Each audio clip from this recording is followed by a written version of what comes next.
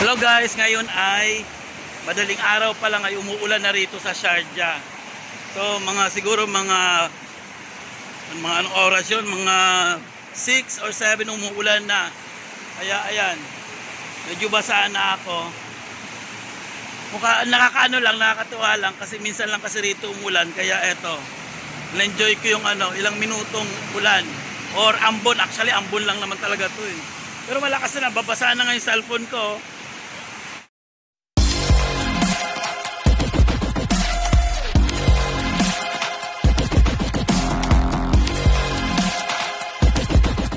So ayan. Oh, di ba? Basang-basa ang highway. So ayan. Enjoy. Kaya lang ang hirap ng paglalakad dito kasi basa yung highway. Ayan, baka mamaya tumalsik pa sa akin yung tubig diyan. Oh, sige na. Basang-basa na ako eh.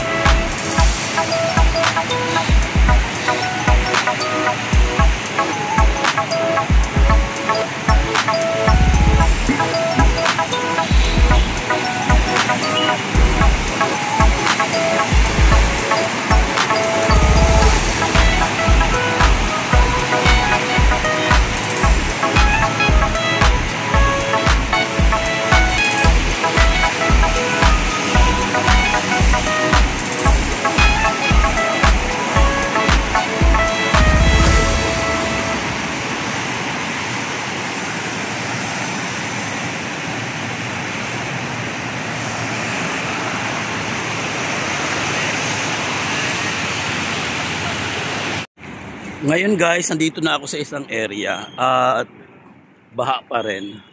So bali naisip ko na lang na mag-grocery. Punta ako dito kasi umaga pa.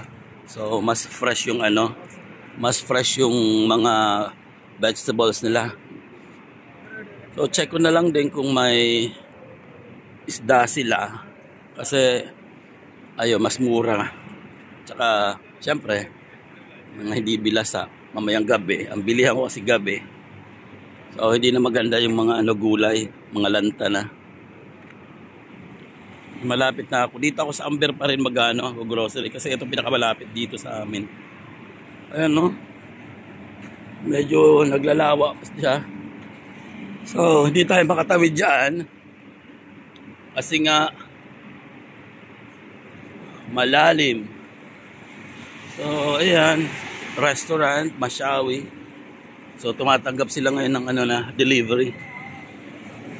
So nandito na ako sa may Amber. Hi! How are you? So eto na yung Amber. Ayan. So bali, pasok na tayo.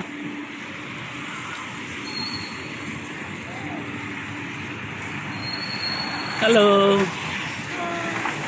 So, ayan, pumasok na ako sa Amber at mag-grocery tayo. So, kunin ko yung yung etong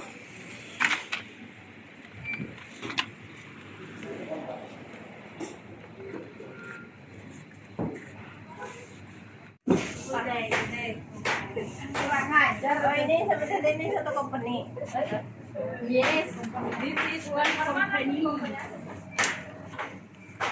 Apa namang naik mobilnya? Ya kalau nggak tuh kan.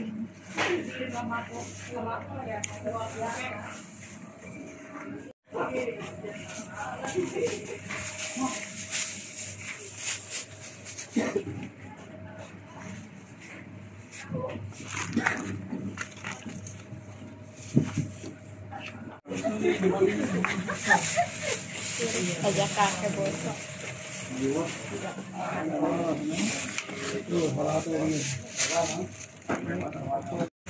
Grabe guys, nagulat ako sa sibuyas. Akala ko Pilipinas lang ang mahal ang sibuyas. So dito, umaabot na siya ng 10 dirhams. It's almost 150 ang kilo ng sibuyas. So, ayan, matindi rin. Akala ko Pilipinas lang ang mahal ang sibuyas. Dito, mahal na rin ang sibuyas. Kaya, kailangan magtigid. Eto, ilang kilo lang kaya itong nabili, ilang grams lang kaya itong nabili ko. So, kailangan kong magtipid ng sibuyas dahil mahal. So, ayan guys, tapos na akong mamili ng gulay. At eto na, pupunta ako ng counter para magbayad. So, eto yung nabili ko, may talong, may saging, may sibuyas na mahal. Yung sibuyas talaga grabe, nakakalula, 10 dirhams na. Tapos yung aking luya. So, punta tayo sa counter. Ang problema naman sa counter, ang daming tao. Ang daming pila. So, ayan. So, eto guys, nakalabas na ako at chinag ko yung resibo ko. Lagi kasi ako nag-check din ng resibo. So ngayon nagulat talaga ako, ang pinakamahal talaga rito yung sibuyas. Siya ang namumukod tanging mahal. Sa tagal ko na rito sa UAE, ngayon ko lang na-encounter ang ganitong kamahal. Actually yung nakuha ko lang naman talaga is 8 dirhams, pero meron silang dalawang klase ng sibuyas doon, isang 10 dirhams at saka isang 8. O di ba? Labang ka sa presyo. Ano na, musta? So ayan guys, nandito na ako sa building namin. So paakyat na ako. Tapos na ako mag-grocery. At tapos na rin ang ulan. So ayan, medyo nabasa ako. May mga karton na para sa apakan. Kasi nga, basa. Dugyot kapag walang ganyan. So press tayo. Para makaakyat na. At ma-check ko rin yung yung isda ko doon kanina na na itrino ko, pinalambot kasi frozen siya.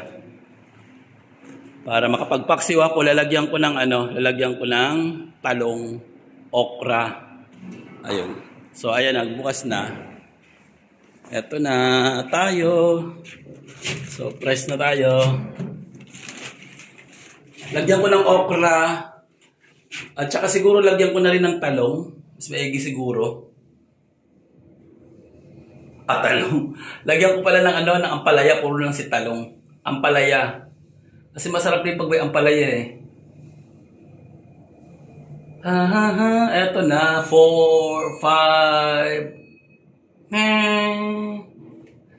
5. So ayan. Bukas na. So ayan, nandito na ako sa 5th floor. O, diba? So ito ang aming room. At syempre, Christmas pa rin. Di namin tinatanggal para, alam mo yon, laging Christmas sa amin. So paano ba yan? Paalam na.